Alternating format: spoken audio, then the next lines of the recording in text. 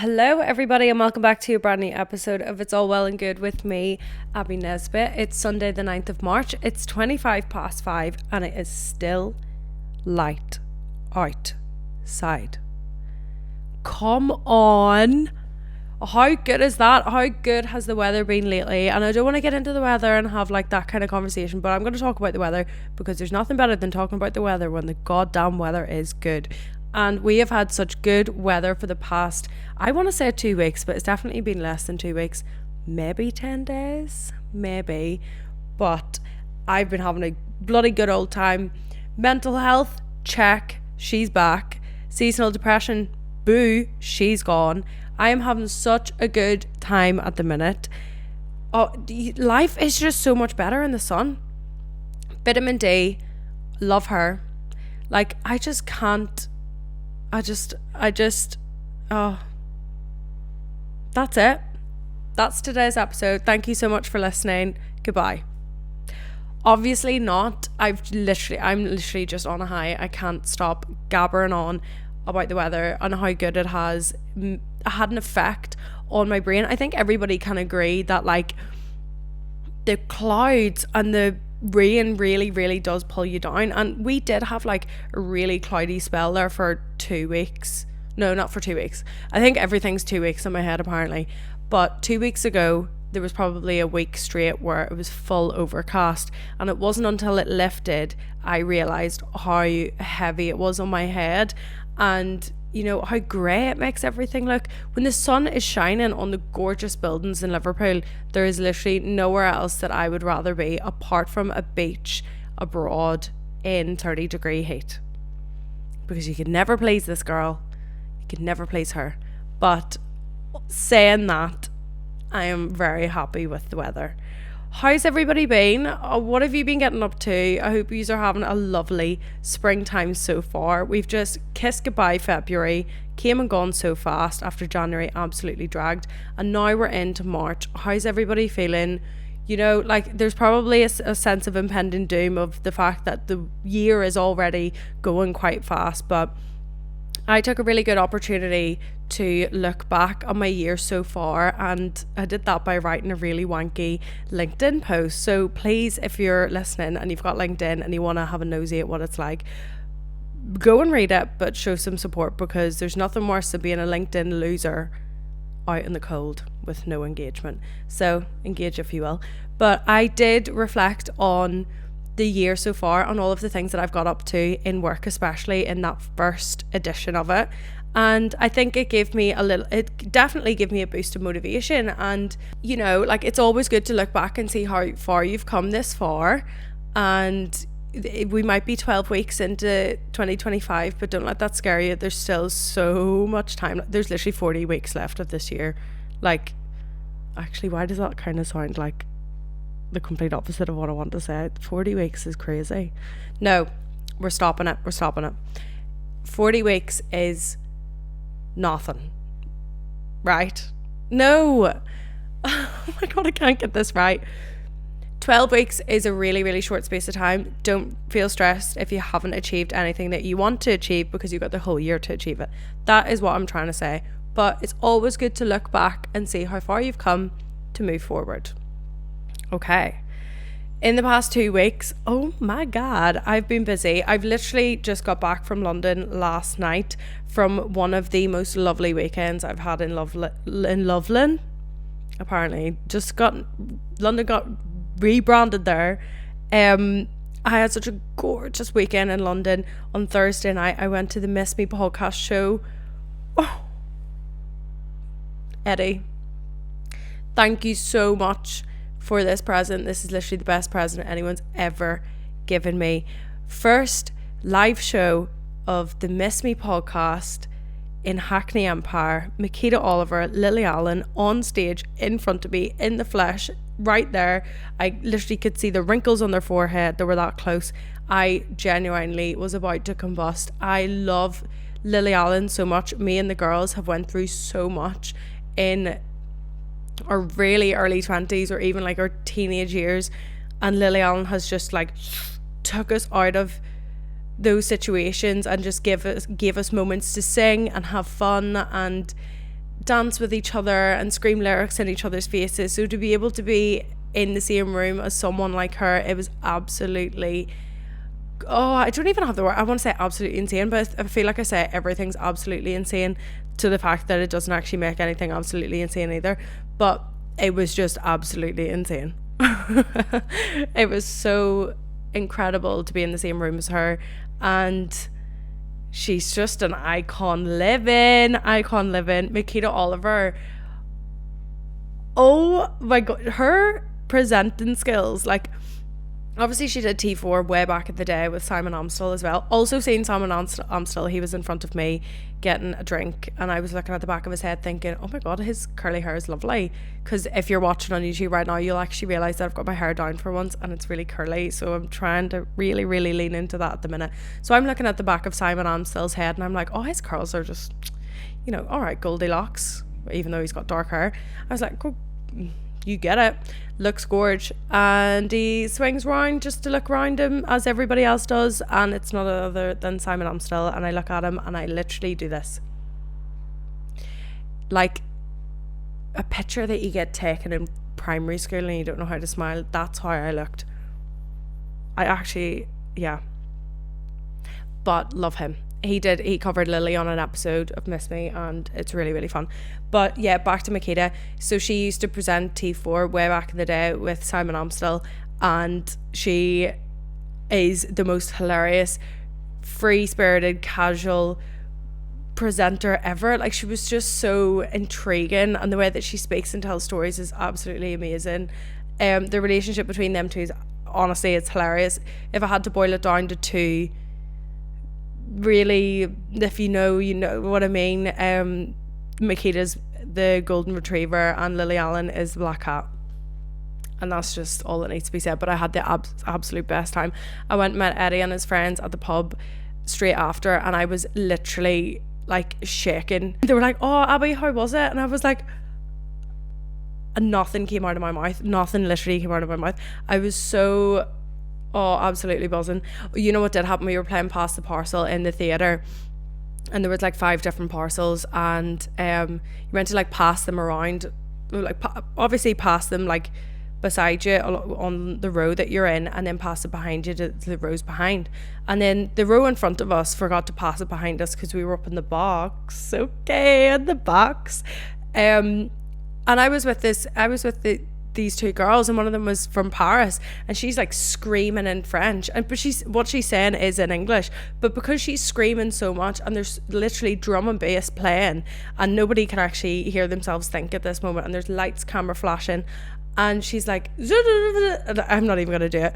Nobody, like the girls in front didn't know what she was saying, and then someone clocked on, went to hand me the parcel, and the music bloody stops. The music stops as soon as I get my hand on the parcel, and obviously rule of thumb is that you peel back a layer and then you either do what it says on the card or you take the prize or whatever. There was loads of different prizes, there was loads of merch and stuff, but there was loads of like shite prizes as well.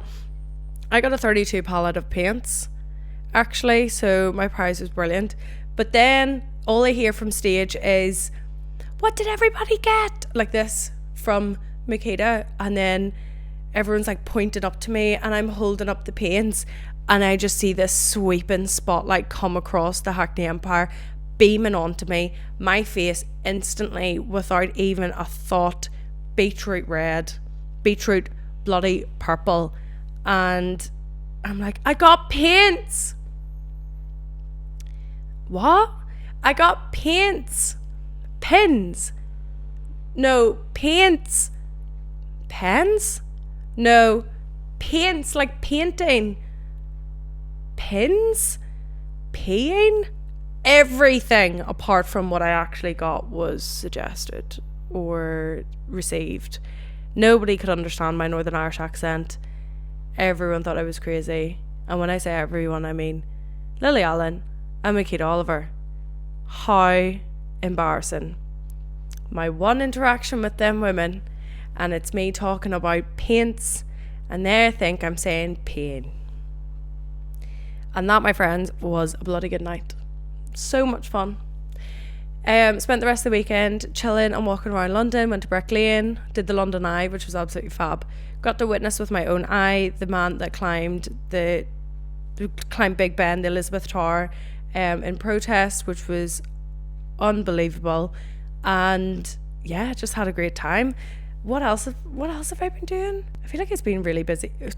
You know what? It's been absolutely chocker in work. Like, I've been flat out in work, so that's probably what's making me. Oh, it was Eddie's brother's birthday. We went to Manchester the other weekend, which was gorgeous. I got 2 tattoos. I got one on the front of my arm. I got 3 little squares on my back, which is cute because it's my first back tattoo. And yeah, just the weather's been absolutely banging. Love it. So now that we're all caught up, I think we should actually speak about what today's episode's going to be about. So today's episode is going to be one of those mushy, gushy, lovey-dovey, self-love kind of episodes that I do love to kind of lean into, depending on whatever the topic. I think I'm definitely a very sensitive, loving, caring, nurturing kind of person. So, and I do tend to always I'm going to put that word in there. I always try to see the good in people. And I think that's why like a lot of the conversations that I've had on the podcast kind of turn into like self-motivation or self-help or, you know, that kind of vibe. So today's episode is going to be focusing in around that completely, because I think it'll just give me a good opportunity to get it all off of my chest.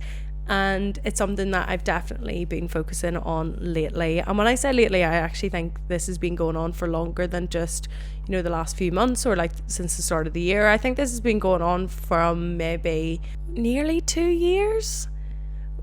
You could go back further and say that I've been implementing this in my life longer, but I think it's become more of a priority for me. Today's episode is going to be focusing in on how to protect your peace. If you don't know what that means, it's kind of like protecting energy. So a really good example is social battery, for example. So it's like how you protect your social battery, you know, how you don't become so like socially drained. Protecting your peace could be, you know, like setting time aside for yourself, all that kind of stuff, like just making sure that you are mentally strong. And you can kind of flip this on its head and look at this from the perspective of a burnout and kind of use these to prevent a burnout. I'm going to go through the ways that I protect my peace first, and then I've got loads of, guys, I've literally got so many suggestions from yous on Instagram. It's made me feel so happy, because the one thing I love about this podcast is bringing thoughts and ideas together, and like not just mine, because God, there's too many, but I love hearing everyone's like perspective outside of my life, but in their life. And you know, like that provides me with, I don't know, like it really, obviously it supports the podcast and I absolutely adore that, but I'm all for learning. Like I want to learn and like socially analyze different situations with what I've learned, and what I've learned could be coming from the podcast. So I am absolutely overwhelmed in possibly the best way. So thank you so much if you've left a comment on my Instagram. Oh God, here we go. The key term, it means the world to me, because I always say that, but it actually does mean the world to me, because I'm just a small town girl who has big dreams. Here are the ways that I protect my peace. So I spoke about this in the first episode. First episode is the one that's like, oh, we're so back, things that I've learned about myself in 2024. So the reboot episode, when I came back full strength, here we effing go. And one of the main points I made in that is you don't always have to be the loudest in the room. And coming from me, I think that I've always been surrounded by really, really big personalities in my life. And growing up as a young girl, into a teenage girl, now into a woman, you know, there's different opportunities to speak and different like chances to like tell your story or tell a story or, you know, conversate with other people. And throughout university, I definitely put a pressure on myself to be the loudest in the room, because that you know, that I just had this feeling that it would make people like me. And now I'm saying, no, you don't have to be the largest in the room, because I'm actually not that arsed if people don't like me now. And I think that's come with a bit of age and a bit of growth and mental strength, and like different people walking in and out of my life as well. Like that definitely adds to it. But you don't always have to be the largest in the room, meaning, you know, you can choose your moments, you can speak when you want to speak. Like, you don't always have to be giving it out. And that's just so draining as well. Like, that can be so draining on your social battery, like we just spoke about. And, you know, like, if you're constantly loud, energy, laugh, cry, whatever, and that's you, that's fantastic. Maybe I'm a little bit resentful of people who are like that all of the time, because I know that I can't be like that. And if I'm like that in a room full of people, I can't withhold that persona of myself. So I just choose not to do that now, because in the long run, if I'm trying to stay up to date with this persona and constantly being the largest in the room, yeah, it's going to drain me out. That's going to wear me thin. So I'm just sitting back. I'm letting things unfold if they need to unfold. I'm giving my 2 pence whenever it's due, whenever it's worth it. And I'm happy just to be more chill, more relaxed, and to just, you know, let it all just happen, and I'll get involved whenever I want to get involved. But I think that really does help me protect my peace, because, you know, I'm going to become less drained in the future and being more true to myself. And I just can't be arsed with the spotlight sometimes, so I'd rather just kick the feet up. Next one is choosing your moments, and it basically is just relating to the previous one before. Choosing your moments is it's a really clever way of socializing, I think. Sometimes I used to, like, all of these are gonna blur into one just as I'm like describing them all.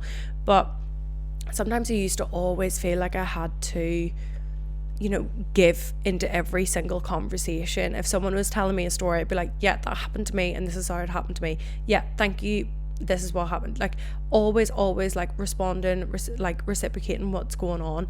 And just that is not always needed. Choosing moments also can be used in a very strategic way whenever someone's being not too nice, and you know, you can sit back, you can watch that happen, and then you can kind of get the knife in the fire whenever you want. Not really, metaphorically, please.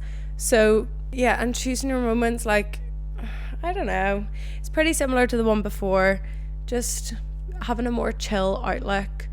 And yeah, I used to be so fiery and so, like, not crazy, because I hate the way like women can be just stamped with the word crazy or psycho quite quickly, whenever usually it's not their fault, it's their environment or the people that they're with. Yeah, I used to be really fiery and really, like, not outspoken, because that's another term that women get told. Just, you know, always egging it on, always going straight in for it. And I love that I have that within me, and that I was more prominent in years than I needed it to be. But at the minute, I'm keeping that as my own little superpower, and I don't always have to show that all of the time. So I'm choosing my moments when I do that. I'm making myself sound like the most unapproachable person ever, but as long as I'm protecting my peace and the people around me, and I enjoy the people around me's company, and they enjoy mine, then do you know what? So be it. I'm the most unapproachable person ever. The next one, you don't have to be best friends with everyone you meet. And I think this is something I've 100% learned straight after uni. In university, it's like this massive whirlwind of fun and partying all the time and socializing and living with friends and going to events and going out on a Tuesday and going out on a Thursday, and then realizing it's the weekend, and you're like, what is it even is the weekend? Surely Tuesday was the weekend. Anyway, but like, it's just this crazy like tornado of things, and you also like gain so much responsibility for yourself and a lot of independence, which is so fun. But what I realized in university is that I used to give over so much of myself to people that didn't really give me that much back, and I don't appreciate that anymore. I'm here, I'm ready to speak to people, I'm ready to like give my energy to people who I know that are gonna not protect it, but like respect it, and give me that mutual respect back.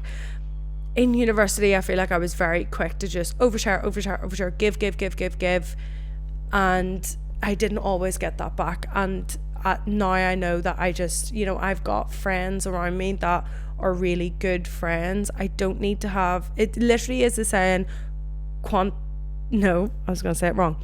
Quality over quantity. It's better to have good quality friends than 100 friends that have a tiniest bit of good quality in them. Next one is don't always shout about your ideas or movements. And similar to what I previously said about oversharing, overgiving and things like that, I used to always shout about like these amazing ideas that I would have, or like what I want to do and what I'm going to do, or what I need to do to get there. And like, I was happy enough at the time to do that with the friends that were around me. But I feel like now I'm going to hold my cards a little bit closer to my chest.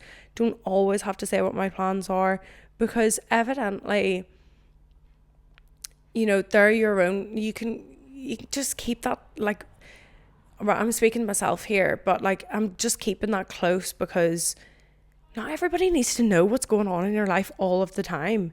And that's not coming from like a shut up kind of perspective. It's coming from a just like keep a little bit for you, like keep 10, 20, 30, 40, half of it, all of it for yourself. And I guess there's an element of you're like potentially, not always, could be setting yourself up for a little bit of disappointment if those things don't happen. So keeping those cards close to your chest like prevents that disappointment. Say if you were like wanting to apply for a job and you were like, oh my god, I'm gonna apply for this job. Then you get the interview and then you're telling everybody, oh, I had the interview, it went really well, blah blah blah.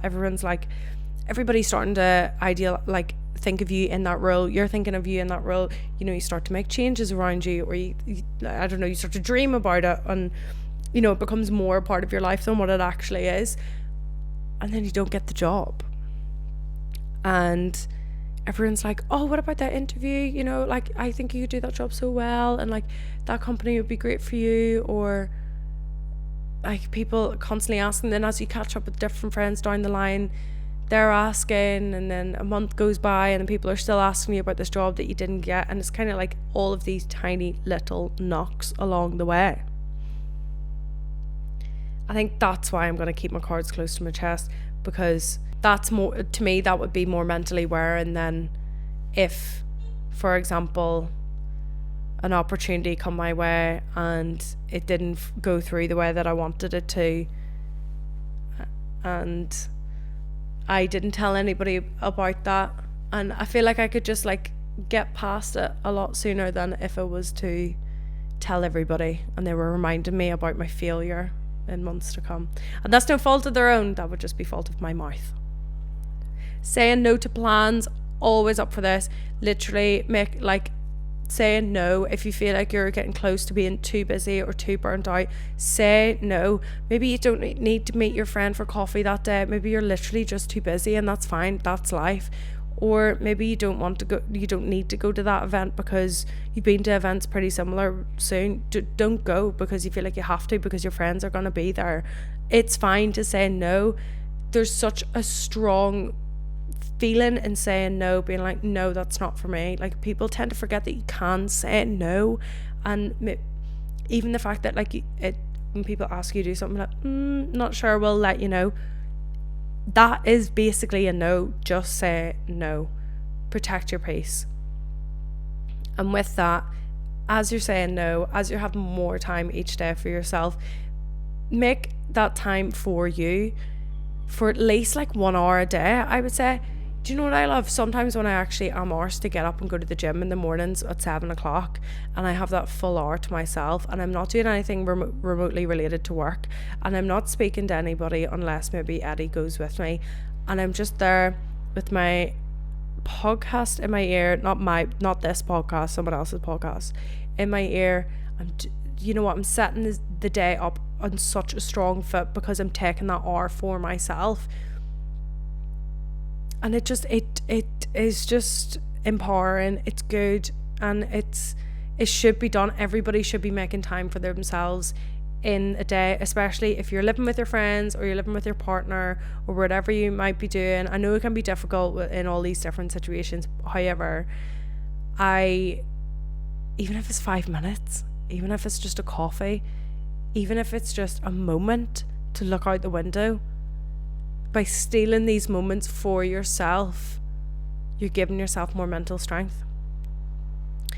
Moving on, being more of an active listener, allowing no pressure to respond straight away, and thinking before you speak. Honestly, allowing myself more time to think has made me be able to tell stories better, and that protects my peace in the sense because I sometimes feel like I can be quite anxious in social situations, but by giving myself that little like breathing time just to think about what I'm saying, it allows my delivery to be stronger and I feel more confident and things like that. So I guess that's the way like I protect my peace, because I just feel like if I'm telling a story and I feel, oh, I told that so shit, then I'd be like, oh my god, I don't need to be in this room, I don't need to be around this table, like get me out of here, everybody else can conversate so well with them. Like it just ends up being this ugly spiral. And one more, backing yourself, and this comes from one of my greatest Liverpool friends. These two words, back yourself, he used to always say to anybody who would self-deprecate, and I picked up on it and I was like, that is like one of the strongest things that you could say to your friend, is for them to back themselves. I think it's a really sweet and honest, and it's really, like, if I had to put it in a real Irish way, it's a good kick up the ass. Like, back yourself, like don't self-deprecate yourself. And I was speaking with him the other night and I was like, I'm going to do this podcast on well, it's on my notepads, it says 10 ways to protect your peace, but I think I've got like 7. Back yourself. I've done 7. I haven't not done 3. I've done 7. Very quick example there. And he said that it's always good to recognize where you've come from. So thinking about the younger version of yourself who was running around playing one day and said, I want to be this when I'm older, to the child who was in school who but then had a different dream, to was in high school choosing GCSEs, to kind of carve out this path at such a young age to then move on to further education, whether that was your step. And you know, like, it's every piece of work that you've put in to get you this far means so much, and it determines like where you can take yourself as well. So always harnessing that energy from your younger self and applying it into future motivations is such a good way of, you know, staying true to yourself and protecting your peace, and I guess like staying humble as well. Okay, so that was like my entry level to this. I think the most important part of this episode is definitely everybody else's suggestions. I'm so excited to get into them. I'm so excited to get stuck into these. 22 entries. Okay. A few from the same person, a few not. First one, being in control of what I absorb, intake mentally and physically, is a way of protecting peace. Being in control of what I absorb. That could be phone, media, anything. I think it's such a good way of protecting peace. You know, we go about our days and we consume so much, whether that's physical things or being online. We consume so much and it's always like not good. I feel like 7 times out of 10 it's not good for us, especially at the level of which we're consuming different things every single day. So taking control and ownership over that is great. Someone put in gaslighting myself. Do you know what? Like, in quite a cynical way, that could work. Like, I know I've definitely had to trick my mind into wanting to do something for me to be able to do it. For example, like this podcast, whenever I started doing this podcast, I was like, there was so many times where I was like, oh my god, am I going to do this? Oh my god, like I'm not going to be able to do this whatsoever. But it's kind of like fake it till you make it as well, like trick yourself. Endless self-care and walking away from people that don't meet me where I meet them. That is brilliant. I wholeheartedly agree with that. Like we spoke about earlier, the mutual respect or the lack of mutual respect you could gain from people, and how, you know, like choosing moments, choosing when to speak, not always being the loudest in the room, blah blah blah. But endless self-care, and this could be like, to me, like like for example, I did my skincare today. That's like a way that, or a form of my self-care. Another form of self-care is doing this podcast, because it genuinely feels like it's therapy, even though I'm speaking to myself, and some people actually think that's crazy. Another form of self-care is filming my little silly outfit videos. It's just those like selfish moments, I think. And I think there's a lot of pressure on people to not be selfish, because you grow up and you hear like, oh, I'm so selfish, blah, blah, blah. But actually, selfish isn't like always negative. Like, you're allowed to be selfish. If you're not being selfish, then you're not being yourself, surely, because everybody is selfish. Everybody is themselves, oneself. No?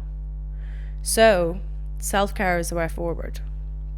Another one, making time for things I enjoy, want to prioritize, such as reading and running.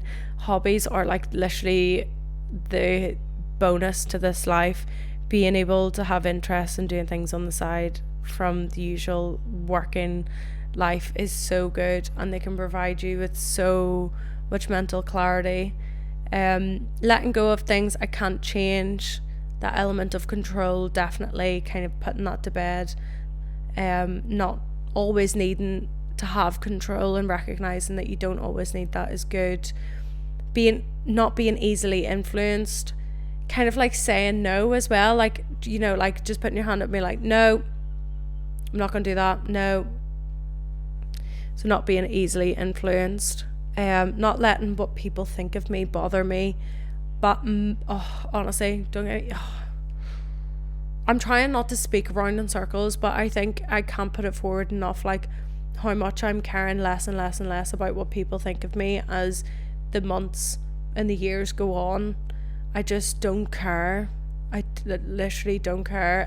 As long as the people around me love me and like support me and things like that, they're all that matter. It's like the excess noise, the excess people, like I actually don't care what they think of me. So spot on the money. Yeah. Getting enough sleep, for sure. Protecting peace by getting enough sleep. I, for the first time in ages, have had 3 lions in a row, and I've never felt so well rested in my life. I'm so grateful to have the chance to do that, because I honestly felt like sleep was just not a thing anymore. Saying no to not doing things I don't want to do, feel like doing, and not feeling guilty about it. That is the extra layer to saying no, not feeling guilty about it, because you're standing by yourself, you're standing on your own 2 feet, and you're saying no, and that is like, you're gaining so much self-respect from that as well, because if you know immediately that you don't want to do it and you say no, you're protecting your energy that day whenever those plans are meant to be, or like that day when you're making that decision. It's such a powerful thing. I think everybody should start saying no to plans more.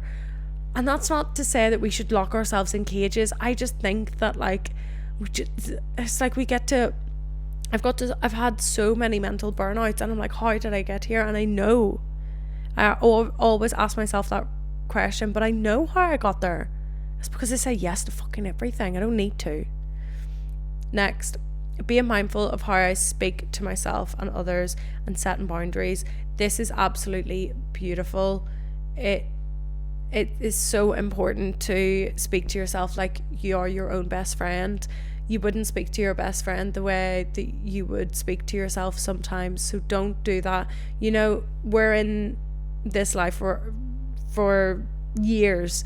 We're in our heads for ever, and you might as well make it this lovely, cushy, comfortable, positive, rainbows and butterflies kind of place, because that's what you can control.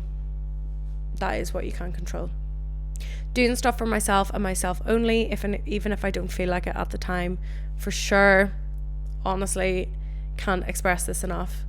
Setting firm boundaries when necessary, even though it's so uncomfortable to do and it's so unrecognized. I think how uncomfortable it is recognized by people individually, but it's not spoken enough about. So for sure, setting boundaries is a huge one. When things feel like a big yes, then go for it. But if it's a weird feeling, it's usually a no. I think it's like, if I had to like give an example of that, is whenever you're shopping and you try on something and you're like, not sure. You buy it, you take it home, you don't wear it. So it's like that whenever you get that gut feeling. That's such a shite example, I'm so sorry. But whenever you get that gut feeling of like, I don't know if I'm going to enjoy myself, say no.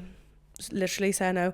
I think I might, I just want to name this episode Say No, but seeing your time as no, this is so good. Seeing your time as another currency, and don't waste it on drama and gossip. I love that. I absolutely love that. Your time, your energy, your peace is your currency. That is amazing. Prioritizing my passion in the short term so I can do it full time in the long term. No, and this person said that they read it wrong.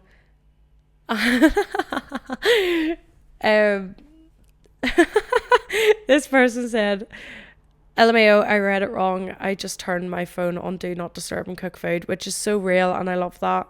But to go back to what was said about prioritizing my passion in the short term so I can do it full time in the long term, I think that comes with loads of other different steps to protect your peace. Otherwise, if you didn't do those loads of extra steps, then you wouldn't be putting the time in for yourself to do it in the short term to have it in the long term. But yeah, turning your phone on Do Not Disturb and cooking food that is literally it. How to protect your how to protect your peace. Turn your fucking phone off and cook some food. I should have just said that at the start, and then the episode literally would have been 10 seconds. But we're here. We're thriving. Limiting time with negative people, 110%. There is nothing more draining and worse than being stuck with negative people. I'm trying to work on not bringing work home with me.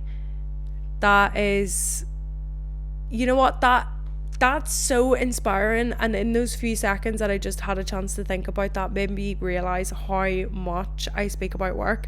Recently, I have been speaking about work to a lot of people, and people, I've been catching up with a lot of people and letting them know how work is going. But it doesn't always need to be my own biggest personality trait. So I understand what you mean, not bringing home work with you, which is that is such an interesting way of protecting peace. And another one's just come in: be selfish and be kind, because I need to come first to make sure I can look after my loved ones. That is so sweet and so true. We need to set up these healthy mindsets and these healthy places that we're living in our mind to be able to give the best versions of ourselves over to the most important people around us. By undownloading my social media apps in the mornings and the weekends, amen. No, this is massive. I have turned off my notifications for Facebook, not that I use it that much anyway, Instagram, Snapchat, not WhatsApp because I need it for work sometimes, but I've got it set on it's kind of like a do not disturb schedule. all that good stuff. Like, basically I've turned off notifications for all of my apps apart from like banking stuff, which I might actually add that one to the list because I don't really want to be told about how much money I'm spending. Just trying to make my phone a less chaotic place. Leaving group chats. Oh my god, the amount of group chats I've left just because I used to never see important notifications come up. And so leaving group chats was a big one. And yeah, completely agree on downloading apps, although I can't say that I have done this before because it's just so hard being a social media manager and trying to balance like social media time, because if I'm not on my phone and looking at trends, then I'm not keeping up with trends that I can bring ideas into work with. And maybe that's just a really toxic way of saying that I'm just always on my phone, and I am, but it's honestly, it's so hard to balance being a social media manager and being on social media. It's crazy. Focusing on hobbies, attracting and not chasing, being where I'm celebrated, not tolerated. Oh my god, can I get that on a t-shirt? I want that on a t-shirt. That is amazing. Being where I'm celebrated and not tolerated. Oh my god. Attracting and not chasing, for sure. Like, these suggestions are amazing. Thank you so much, everybody. We've still got 2 more. Go for a run, honey. I mean, I would, but my hip's sore. But I love the fact that you use running as your protecting peace or like mental escape, because it is so good. And on this, I would like to stress the importance of fitness. I used to be a person who was like, exercising could never be me, pass me a Guinness instead kind of vibe. However, the more and more I got into fitness, the more I realized that my mind needs it. And it's not that I walk out and I've brushed off. So my auntie just sent in a suggestion saying listening to classical music. That is so cool. I love that. But yeah, it's not like I walk out of the gym and I'm like 10 stone lighter because I've got everything off my mind. It's more the fact that like it's over the long term, like you start to realize like how good it is on your mind. It's not an immediate thing. It's such a nice thing to integrate into your routine, and you don't have to be doing these like 12-week long programs to feel any kind of success. Go for a walk after work and you'll feel 10 times better. So going for a run, honey, or doing exercise, honey, is good. Last one, removing people on social media who don't have positive intentions towards you. I've definitely been, focusing on this a little bit more about the people that I'm following, whether that's in like a small circle kind of setting or on a larger scale with like influencers and celebrities. But yeah, I wholeheartedly agree. I just think that like, if you can control one of the things that you're consuming, it definitely should be your social media. I mean, that is it. Like, you can literally control who you follow and who you don't follow, so don't feel like you have to follow absolutely everyone.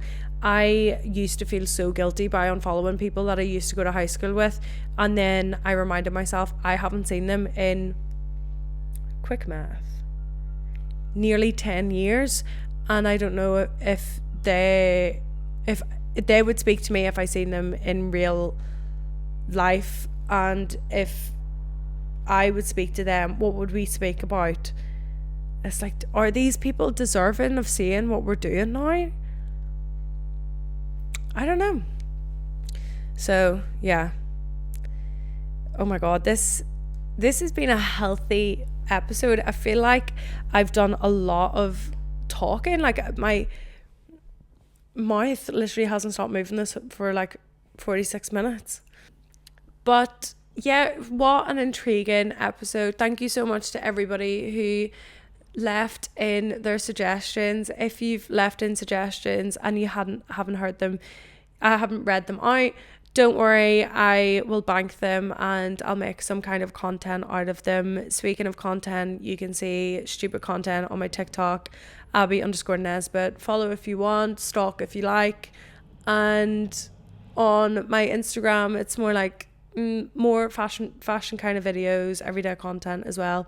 It's at Abbie Nesbitt. If you're watching this, or if you've put me on your TV and you're chilling and you're cooking, or you're sitting on your sofa just like I am, thank you so much for watching on YouTube. It means so much to me. And if you haven't done so yet, have a little look at my YouTube. Like, comment, subscribe, and I say that with a little bit of sick in my mouth. But yeah, it'd be great. It'd be great if you could support me on all platforms. As always, give me a little 5-star review on Spotify or your streaming service if you enjoyed this. And thank you so much for listening, everybody. I think there's so much that we can take away from this episode together, and we can apply in our lives to protect our peace, because you know what? You are your own person, and you should make the world around you an easier place for yourself by protecting your peace and your energy. Thank you so much for listening. I hope you have a wonderful week, and I will catch you in the next episode. Bye.